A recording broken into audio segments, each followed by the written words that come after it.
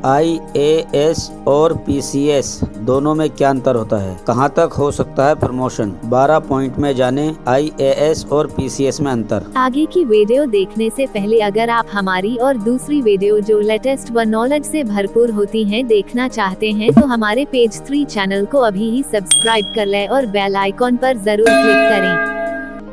IAS अधिकारियों की नियुक्ति देश में अंग्रेजों के पहले से होती आ रही है, जबकि PCS अधिकारियों की नियुक्ति आज़ादी के बाद से होने लगी।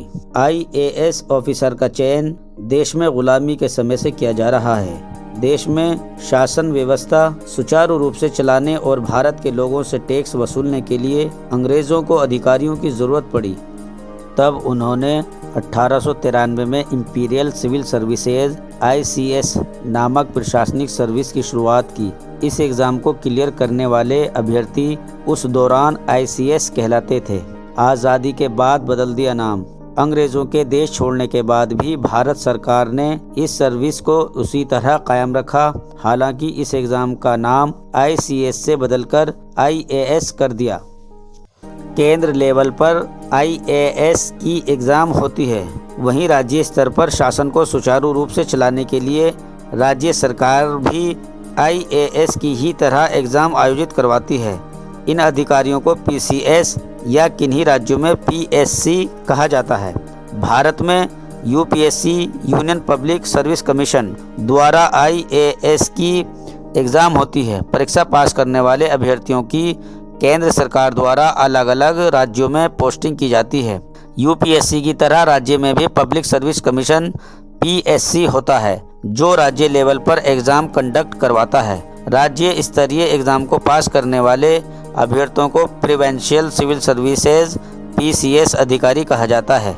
PCS परीक्षा पास करने वाले उम्मीदवारों को SDM, ARTO, DSO, BDO जैसी कई उच्च और महत्वपूर्ण पदों पर नियुक्ति दी जाती है। IAS और PCS में अंतर। अब चलते हैं असल अपने मुद्दे की तरफ। Difference between IAS and PCS, यानी 12 पॉइंट में जानेंगे IAS और PCS में अंतर। नंबर 1, IAS का सिलेक्शन UPSC करता है, जबकि PCS अधिकारी का सिलेक्शन राज्य लोक सेवा आयोग स्टेट PSC द्वारा किया जाता है। नंबर 2, IAS की भर्ती और सर्विस से रिलेटेड मामलों का निर्णय केंद्र द्वारा स्थापित प्रशासनिक न्यायाधिकरण से होता है, जबकि PCS की भर्ती और सर्विस रिलेटेड मामलों का निर्णय राज्य प्रशासनिक न्यायाधिकरण द्वारा होता है। नंबर 3, IAS बनने के लिए CSAT की परीक्षा जरूरी होती है, जबकि PCS में CSAT का पेपर ऑप्शनल होता है। नंबर 4, UPSC में क्वालिफाइंग क्षेत्रीय भाषा का पेपर होता है, जबकि PCS परीक्षा में अनिवार्य रूप से क्षेत्रीय भाषा या फिर सांख्यिकी का पेपर होगा। नंबर 5, UPSC में अवधारणात्मक प्रश्न पूछे जाते हैं, जबकि PCS में तथ्यात्मक प्रश्न पूछे जाते हैं। नंबर 6, सर्विस के दौरान IAS अधिकारी को केवल केंद्र सरकार ही बर्खास्त कर सकती है, जबकि PCS अधिकारियों को राज्य सरकार बर्खास्त कर सकती है। नंबर 7, IAS अधिकारियों को राष्ट्रपति नियुक्त करते हैं, जबकि PCS अधिकारियों को राज्यपाल नियुक्त करते हैं। नंबर 8, IAS अधिकारियों को पूरे देश में कहीं भी तैनात किया जा सकता है, जबकि PCS अधिकारियों की पोस्टिंग राज्य में ही होती है। वेतन।